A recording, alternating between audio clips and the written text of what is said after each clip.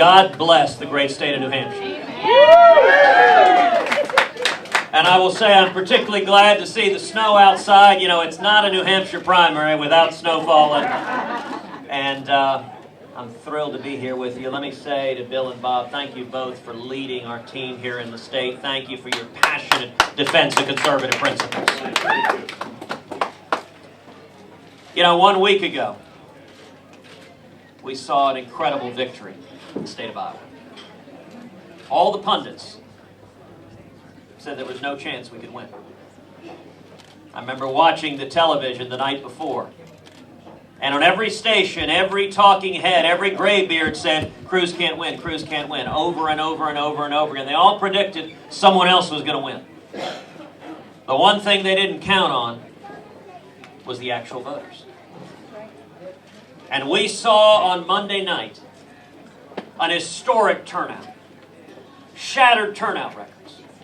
You know, Republican turnout in the caucuses rose by 50%. Yes.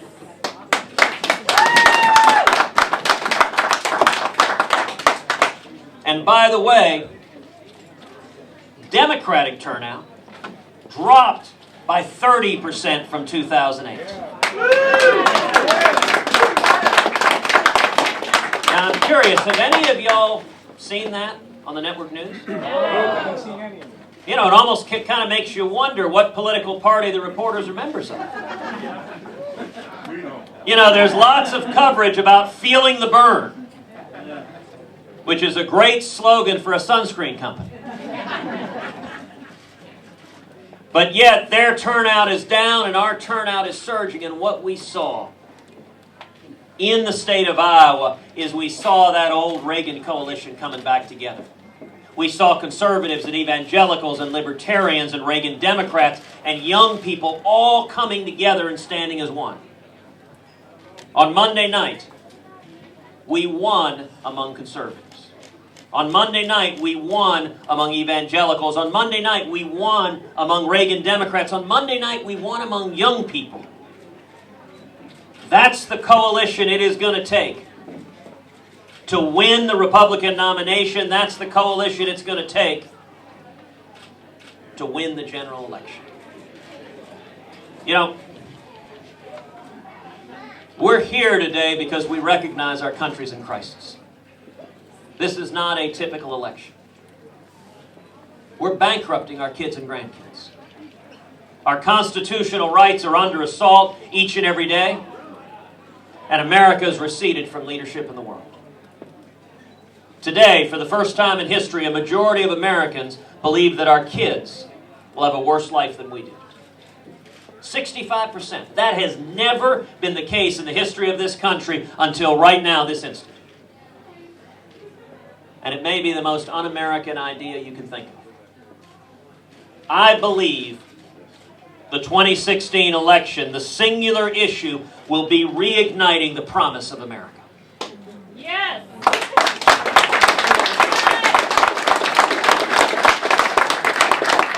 Getting back to that fundamental ideal that our kids will have a better life than we did, and their kids will have a better life than they did. Now, how do we do that? We do that by getting back to the free market principles and constitutional liberties that built this country. You know the great thing about eternal truths? They're always true. 3 things. Number 1, we bring back jobs and growth and opportunity. Yes. My number 1 priority is economic growth, because economic growth is foundational to everything else. If you want to turn around unemployment, if you want to pay down the national debt, if you want to rebuild our military, if you want to strengthen and preserve Social Security and Medicare, you've got to have growth. With growth, we can do all of that. Without growth, we can't do anything. And everyone here understands cause and effect. You understand that every time we go down the path we're on now, out of control spending and taxes and regulations, you get what we've got now: misery and stagnation and malaise. It does not work. And by the way, Hillary Clinton and Bernie Sanders, what do they promise? more taxation and spending and regulation, which will inevitably lead only to more misery, stagnation, and malaise, to more and more young people coming out of school with student loans up to their eyeballs and no job prospects, no future, no hope, because it's being sapped by the broken political system in Washington. But we also understand the flip side. That every time the federal government pursues tax reform and regulatory reform, every time we pull the boot of Washington off the back of the necks of small businesses, the result is incredible economic growth. That was true in the 1920s with Calvin Coolidge. It was true in the 1960s with JFK. It was true in the 1980s with Ronald Reagan. Regulatory reform, easing the burdens on small business, the single most important regulatory reform, is we need to repeal every word of Obamacare. Yes!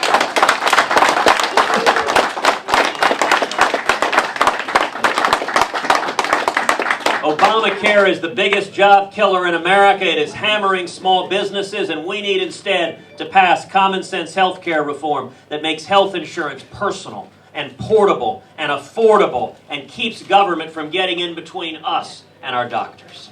That's right. And then tax reform. The simplest and best tax reform is we need to pass a simple flat tax. Yes! Where every American can fill out our taxes on a postcard. And when we do that, we should abolish the IRS.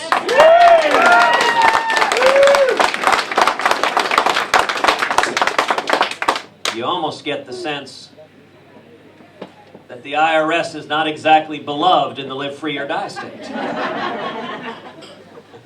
The second key to turning this country around is we need to defend our constitutional rights. Yes. Instead of a federal government that violates the Bill of Rights, we need a president committed to defending the Bill of Rights, all of them. We need to defend our First Amendment rights, our free speech, and especially our religious liberty.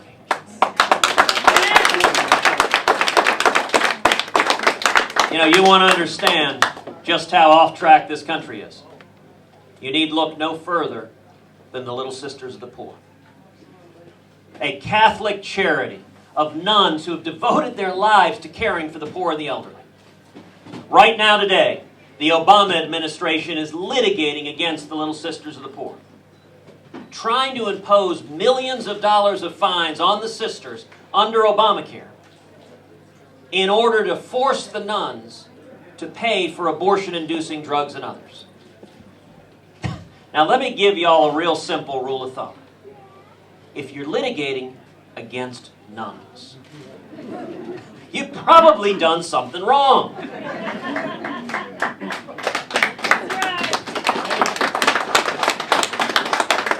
If I'm elected president, the first day in office, I will instruct the Department of Justice and the IRS and every other federal agency that the persecution of religious liberty ends today.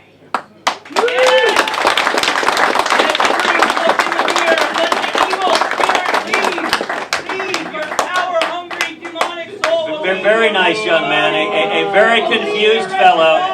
Apparently the Bernie Sanders campaign. You know, I'm curious. Look at yourself in the mirror!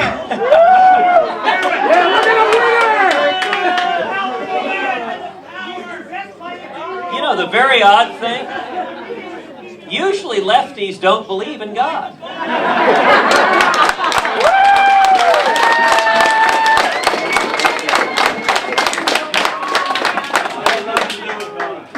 No, it did not. That guy's not from New Hampshire. But we need to defend the Second Amendment, the right to keep and bear arms.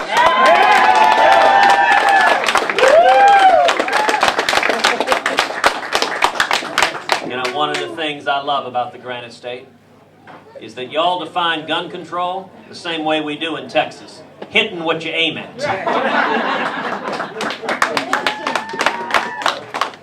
And you know, just a few weeks ago, President Obama signed yet more lawless executive actions trying to undermine the Second Amendment right to keep and bear arms. If I am elected president, the very first thing I intend to do on the first day in office is rescind every single illegal and unconstitutional executive action taken by this president.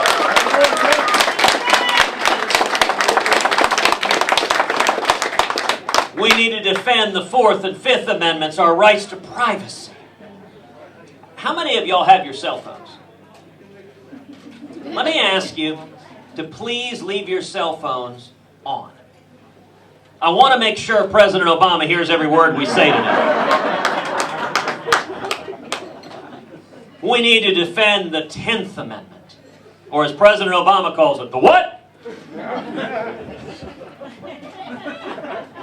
The fundamental protection that says the powers given to the federal government, not given to the federal government, are reserved to the states and to the people.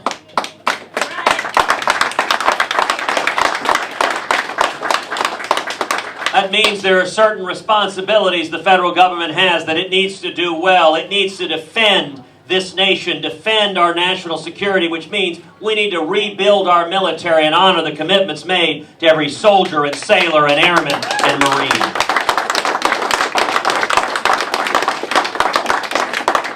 We need to fundamentally reform the VA so that every veteran has the right to choose his or her doctor. That's right. And we need to finally secure the borders and end sanctuary cities.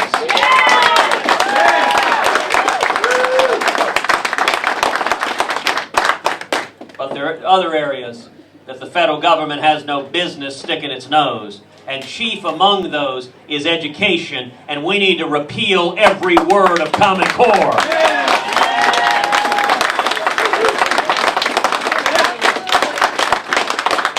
The third key to reigniting the promise of America is we need to restore America's leadership in the world. For 7 years, America has stepped back. We have abandoned and alienated our friends and allies. And we've shown weakness and appeasement to our enemies. Instead of a president who boycotts Prime Minister Netanyahu, imagine America standing unapologetically alongside the nation of Israel.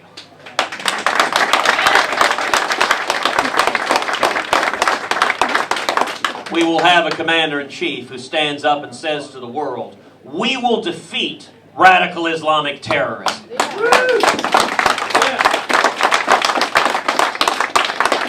We'll have a president willing to utter the words, radical Islamic terrorism. That's right. And we will not weaken. We will not degrade. We will utterly and completely destroy ISIS. Woo.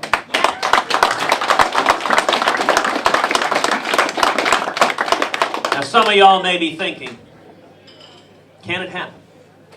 Can we do it? Well, you know, Scripture tells us there's nothing new under the sun.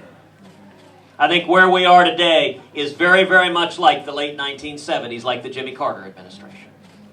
Same failed economic policies. Same feckless and naive foreign policies. In fact, the exact same countries, Russia and Iran, openly laughing at and mocking the President of the United States. Now, why is it that analogy gives me so much hope and optimism? Because we remember how that story ended.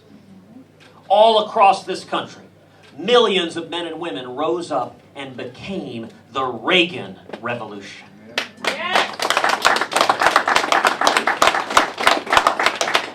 And it didn't come from Washington. Washington despised Ronald Reagan. It came from the American people, and by the way, it began 36 years ago right here in the great state of New Hampshire.